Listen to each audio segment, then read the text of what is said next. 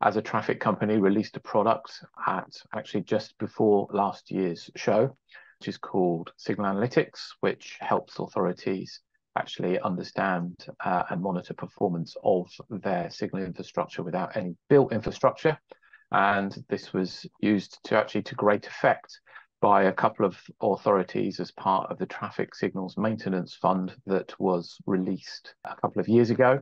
to show before and after performance at the signalized locations that were funded. So yes, at this year's show, you'll be able to actually see how Signal Analytics was actually used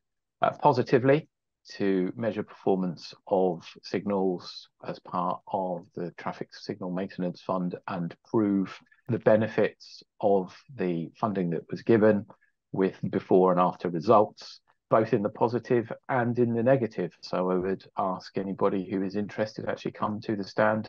and have a look. Also very honoured to have Darren Capes from the DFT actually attend the stand on the Friday to actually give a bit of an update with regards to how Signal Analytics has been leveraged in a wider context. I think one of the most critical things is actually to see what's specifically going on in the industry specific to signals, which I think is the tremendously valuable part of the symposium, and actually seeing where the market is going, hopefully in terms of what INRIX is doing with regards to that. Equally,